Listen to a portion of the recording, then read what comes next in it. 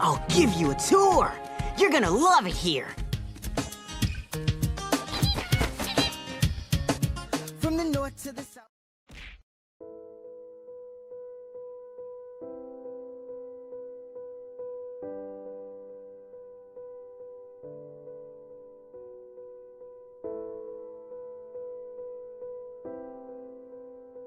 Hey guys, it's Florence. Hey, what's up? Okay, so this video is a video, like, I feel like some people will be disagreeing with me, some people will agree with me. At the end of the day, I don't care, because I will still feel the same way. You know, like adults be like, at the end of the day, that's your mom, you won't get another one. And at the end of the day, I'm telling you, mind your business. And she's not my mom, she's my egg donor, and I'm just done with her. So today, I'm bringing y'all, I would feel like it's the hardest story time, but I say it so bluntly because it happened to me for so long. It's like I have built up a wall, as in, now this lady is the devil. There's no way a mother would treat her child like this. And I'm just over her. I'm just done with her. And then my auntie feel like I influence my sibling, which I don't, because they all have the same mindset. Like my little brother, he loves her. But Quifa feel the same way as me. Like, I know we're like two in the same, like we can see it. So I'm going to go ahead and tell you the story time of my mom being the devil. She's evil. Like, leading up to me just getting disowned by my dad. So let's just hop into it. So like, my mom is not a mom. You know, like some people think it's okay to have a cool mom who likes to go party and drinking and whatnot. I don't like that. I just want her to be a mom. My mom don't even know none of our favorite colors. Our mom is so, she's a horrible person. And like, I feel like when my dad watches this video, he's gonna disown me, but I don't care. It's like, stop painting a picture that everybody knows is broken. Stop trying to make it look good. We all know the truth. Okay, so I'm gonna take it from experience. So when I was living in Africa with my dad before he sent us out here to my mom, I didn't even know my mom like that, because I don't have no memory of this woman. I only have memory of my dad raising me, my granny. So when my granny died, that really hurt me, because that's what I thought my mom was, my granny. Like, thinking of it now, that's nasty. That an old lady and my dad. Wait, he was young. So basically, when we came out here and she decided to move to North Carolina with us, that was like the worst mistake ever. It's like, when I see kids playing with dolls and like cars and all that stuff, I think it's so weird, because I never got to play with that, because I have real legit babies. So when I was in North Carolina, it was just me, my older sister, Clarence and Simel, the ones that live here with me. And legitly, Clarence and Simel was my baby. Because sometimes my older sister will go astray, because her and my mom is like the same person. Clarence and Simel was my baby. And when I was living in North Carolina, I don't remember the age. It was between 10, 9, 8, one of those, 10, 9, 8 or 11 or age. I was a parent. I literally had two babies 1 year apart. Because Clarence was like 2 and Simel was 1. Like, they're 1 year apart. Like, I was legitly changing diaper, bathing, getting them ready. Sometimes, and like everybody said, oh my God, Florence, why do you hate your mom? But she's horrible. Because me personally, if I carry something in me for 9 months, I would not want nothing to happen to that thing. I'm saying thing because I don't have a baby. I won't want nothing to happen to that child. To think my mom treat us the way she treat us is like we're somebody else's kid.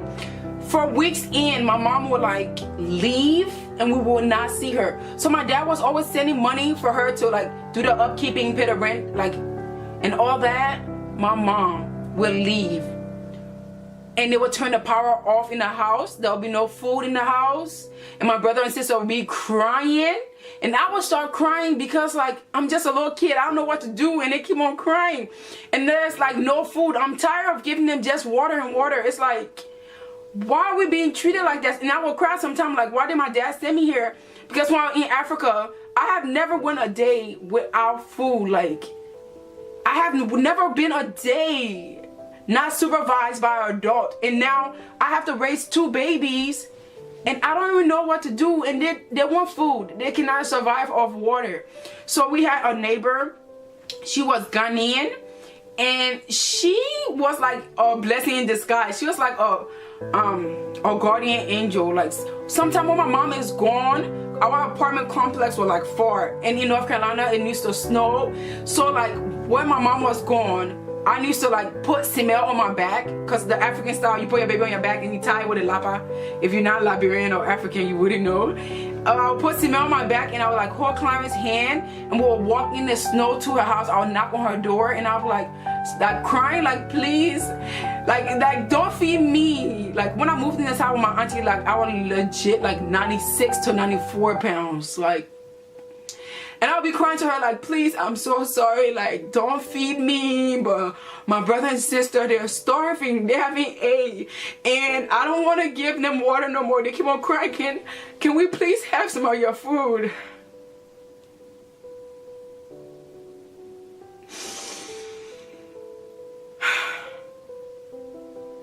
And the lady, she always used to say yes. She always needs to say yes and like let us in her house and feed us. It's like she didn't have to. She didn't ask like, where's your mom? Because like me, I won't say nothing. Like if you say, where's your mom? I'm gonna be like make something up. Because like my mom, I don't know what is wrong with her, but like if she's in a bad mood and she come home, she takes it out on me, like punches, like she would hit me. And I'm not supposed to move. I'm not supposed to flinch. If you move or flinch, there's more in store for you. So I just take it. Like, she used to beat me with the extension cord. Like, and when I came here, I wasn't supposed to cry for this video. When I moved in this house with my auntie, and I was in elementary school, I remember when I just started 5th grade here. And we had report cards, and I brought it home. And I showed my uncle. I was like, yay, I'm passing. And he shook his head. He was like, no, Florence, you're not passing. And I felt so sad. And I'm like, what? My mom told me this is passing. And my report card said all D's and F because I didn't know nothing. Like I had to teach myself how to read and write from living in this house. Like I didn't know nothing. And every semester we were switching schools. Oh my God. I had to bathe my brother and sister, get them on the bus to go to wherever they was going, like feed them, beg for food. It's like I didn't care that my health was like declining. I just didn't want my brother and sister to die. And like that one night, when Simel, if you know her as Bonquifa, when Bonquifa literally almost died, that was the scariest thing ever. Because when we're living with our mom, we have never been to a dentist, doctor, nothing kind of appointment. So I'm just thinking like, what is wrong? Like she was just hot that whole day. And like out of my mom leaving for a long period of time, she happened to come home that day. And out of nowhere, my little sister started like dying right in front of our eyes. That was so scary. And my mom will always blame me for everything. And then my older sister, she was just like not caring and not giving a damn and just falling astray, and she was steal. So like my mom will give me her money to keep. If my sister get her hand on the money and steal it, she would beat me for my sister stealing her money. She was threatening and say, if this money go missing, I will whip you. So if I hide the money and I ask my sister, where's the money I put right here, and she don't tell me, I literally have to fight my sister, like give me that money back, because I don't want a beating. Like my mom had beat me with everything, like the shoes. She had beat me with microwave. We've been through a lot of microwave when I used to live with my mom. She would just look at me and throw it in my face. Or she would take the folding table outside. She would fold the table and just bring it in and beat me with it. And when she beat me, I'm not supposed to cry. And I feel like now, because I'm really mean to people, I'm really evil, and everybody think I'm just a mean person, but I'm not.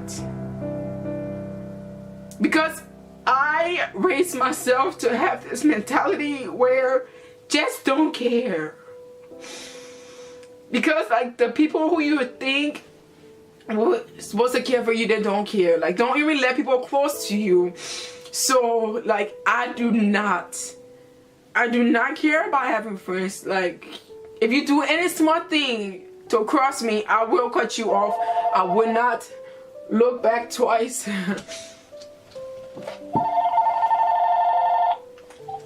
Hello?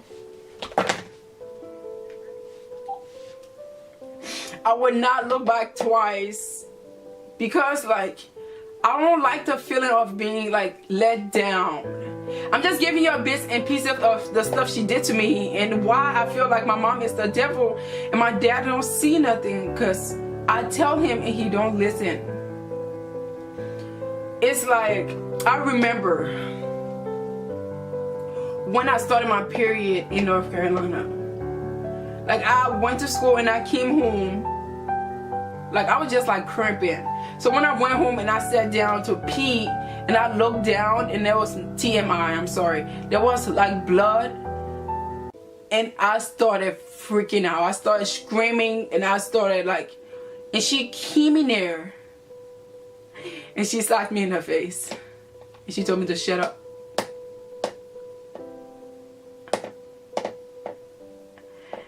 And like last week I shared that with Bonquifa, and she said when she was in Africa and she started her, she didn't even care either. She didn't tell her like what to do. Like, it's okay, you know, it's womanhood. She didn't even care like my dad had to step in and say that like that's normal, I'm gonna buy you pads.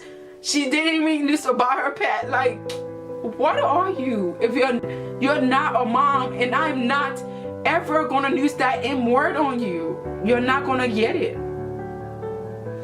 And I really do not like my mom, and I share that with my dad, and he know I feel this way. So like the last straw was lately, there was going through stuff that I'm not gonna put on the internet, and like for him to take her side, that's like, okay, you're not with me, you're against me, you're not the enemy. And he's like, and I'm not gonna forgive you unless you apologize to me and your mother. She's definitely not getting an apology, so therefore I am disowned now, and I'm not going to Africa to see my dad because I don't have a parent. So the trip to Africa is canceled, and I'm just done. I'm over this lady. I do not care. I see her as an egg donor, and if anything was to happen to her, I would not care. I see her like a stranger on the street. Like, if a stranger die, you know, they're not connected to you, so you don't feel nothing. You know, you can say RIP, but that's about it. I don't care about this woman at all. And like when I tell Bonquifa some stories and she shares some stories, it's like, you will never change. Going back to 2012 when I went back to Africa, the first day that I spent in Africa, she and my older sister, because they're the same people, they took me to a bar. It was like a round table surrounded by old men, and out there older dudes have money, so they splurge on younger girls. I'm not into that. And my mom and my sister is so money hungry. They just care about the money, that they'll do anything for money. Like right now, it is so sad. She have a baby by a man that is older than our dad just because she's money hungry, and it's so sad. So the first day we sat at a round table with hella old dudes, and my sister's kicking my foot under the table because I'm like mugging him, like I don't want to be here, I want to go home, I want to go to my dad. She's mugging me and my sister is kicking my foot under the table, talking about be quiet so they can buy us drinks. I don't drink, I don't smoke, so I have no type of interest in none of this.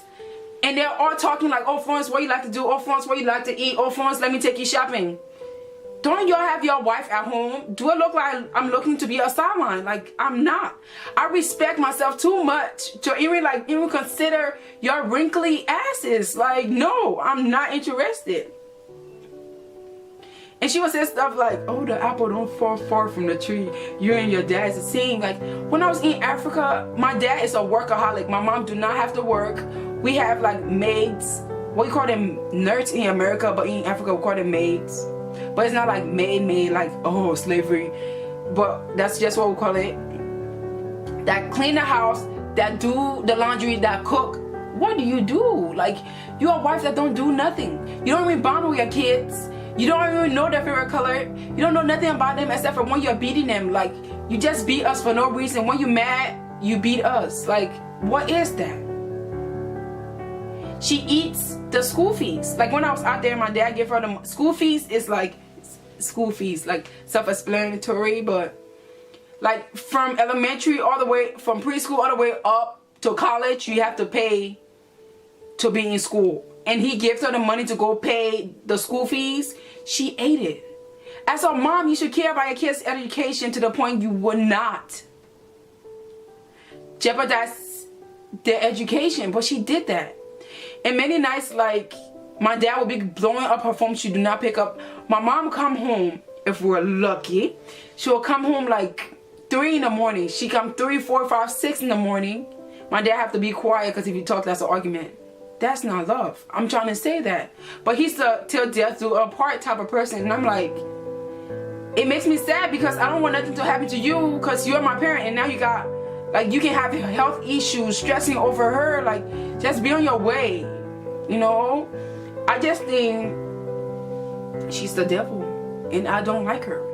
So that's just an insight on my mom being the devil. And why I don't like her. If you agree with me, I don't care. If you don't agree with me, I don't care. My opinion will not change. I would never like this woman. Like, and my auntie is like, oh my God, Florence, why are you like this? Like, she think I'm possessed. I'm not possessed. I am telling the truth. I feel like your sister is the devil and she died. I'm not going to her funeral. That don't make me possessed. Because somebody has inflict pain on you. It's basically like somebody, like a stranger kidnapping you and doing a crime to you, and you should forgive them. Great, I forgive you from a distance. Just stay away from me. I don't want nothing to do with you. I don't care. I have never built up such hate for this lady, and I always say, I forgive you, but I cannot forgive you if you keep on doing the same thing over and over. You will never change. She says stuff to us like, you ruined my life. I shouldn't have you. You need to die. Like, who says that? And at first, like, Bonquifa, she will cry for everything, and I had to tell her, like, because my mentality, I grew to not cry, not to flinch when she do stuff like this to me, because she just like breaking people. And Bonquifa will cry for every hateful comment she say, and I'm like, don't cry, like, don't care. And Bonquifa like asks our dad, is she really my mom? Like, and that's so sad for a kid to ask their dad, are you sure she's my mom? Like, if you say no, we won't be mad. But this lady is so mean. She's like a wicked stepmother, but she is the mother, and I don't understand. If you want to get like an example of the evil stuff she's doing, like when I came here and I read the book, A Child Called It, like I was crying reading that whole book because it's so sad. It's kind of like how evil my mom was to me. Like, she's just so mean. she's the devil. So guys, this is an insider on what is going on. And right now, my dad, who was my only parent, he's like disowning me because my mom played mind games, basically. And she's a cheater, but she plays mind games, basically. And I was really mad at him, and I told him, like, you choosing her over us. We're your child. We're your kids. And I'm just over it, guys. So this is a story time of how I hate my mother. She is the devil. If you're new to my channel, make sure you subscribe so you won't miss any more of my videos. I love you guys so much, and I'll see you in my next video. Let's try and get this video to 200 likes. And I don't know, just share it so others can see my story. I feel like other people in the world go through what I go through. People comment on my videos and go, I love your teeth. I love your smile. And that's funny because when I just moved in this house, like every picture, they'll go one on the wall. Let me grab it real quick. This is me right here in a white. Yeah, I was a little chocolate baby. And it's my older sister who act just like my mom. This and I'm Patricia. That's Uncle Jafari. That's Lanisha. That's Vita. And that's my cousin Sheila. So every picture, I would smile without my teeth. I always never show my teeth. So now that I built a confidence to smile with my teeth, people compliment me on my smile, my teeth, and everything. And I'm like, what? My mom, I need to smile. And she needs to say, close your mouth. Your mouth is so damaged. Like, don't show your teeth. That is so ugly. So every time I just have like a mug face, like, and every time there's a picture and they tell me to smile, that's it. Up to 5th grade, even my 5th grade picture, I smile like this. And then like people just kept on saying, oh my God, like, it's okay to smile. You have such beautiful teeth. You have a beautiful smile. Use it. And since then, I just like, I don't care. Like, she's not here to hurt me anymore. I can smile if I want to. Other than that, I smile a lot. First, you would tell me a joke and I would just, the end. Like, so like, now I'm okay. But I just feel like she's evil. And I would like for you to share this video so other people can see it and see if they can relate to me. I don't know. But thank you guys for watching this video, and I will see you in my next video. Bye. In other words, my mom was my bully.